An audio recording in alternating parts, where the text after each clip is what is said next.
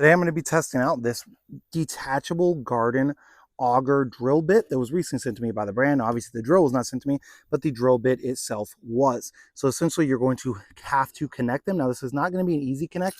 It actually uses these little bolts inside of there that are going to connect the one piece to another piece. So to me, that's definitely a downside for sure. I definitely would prefer if that was just like a clip-in or a screw-in type connection that was opposite of the way that it's going to be drilling, rather than, using those screws. Not the end of the world. But I am going to be testing out to see how well it fits inside of a traditional drill. And I'm also going to be testing out an impact, although I can already just tell by looking at it here, the impact is not going to fit the end of that. So it looks like it's only going to work in a traditional drill. Now, attaching it wasn't too terribly hard. It's essentially just use the Allen wrench to turn the one side while you use your regular wrench to hold the other side and get those tightened up. It is going to come with 2 additional nuts and bolts as well, which I assume is for when these break, which based on the small diameter of these, I can't imagine would take very long. Again, just a downside, I wish they would have designed it where it doesn't require bolts that go through there, or if it did require, make it use bigger bolts for sure. So first of all, I want to do the length of the actual auger bit itself. So from the end all the way up to where it goes is about 33 inches or so where it goes into the drill.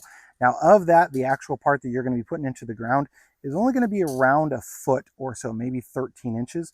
And then you get this connection to make it longer up to your drill, so you don't have to bend over. So that's kind of a nice feature, that you don't have to bend over much when you're going into the dirt. So now let's try it all out on some softer ground and then also on some hard ground as well. So this is going to be a bit of softer ground, as we just recently pulled a bush out of this area here. So you can kind of see how this is a bit softer. So let me go ahead and show you that.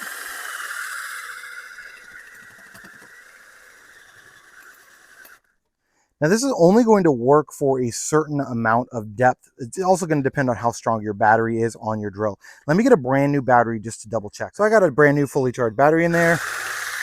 And as you can see, I can push, but it is going to get hung up anytime it hits anything that's very thick at all, just because you are using a drill. Now that's on the softer ground. Oop, it actually twisted out of there. I'm not sure why it did that. So that's going to be on the softer ground. Let me put this back in here and try it on the hard ground. So this is going to be on the hard ground. This has been on untouched ground. We haven't had rain in a couple of weeks here, so this is going to be pretty hard. So let me go ahead and show you.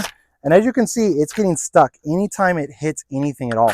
Like it's just, there's rocks in here, there's roots in here, so it's getting stuck. Now if I don't push as hard, you can see I can kind of like bounce off of them, and you can kind of see the rocks that it's spinning out, right? So I can get in there, and if it's getting stuck, if you just turn it, then it's going to kick out, right? So this is really only going to be used for something that's going to be smaller. So maybe that would be if you're planting like flower bulbs, you're planting individual things in a garden with just softer, not roots, anything like that. But you can see it definitely does work. Even if you go in like sideways and just kind of move it like that, it is going to work with this drill pretty nicely. And I love the fact that it actually has an extended arm on it, so I don't have to be out on all the way like down on the ground pushing into it. So it definitely does work just fine.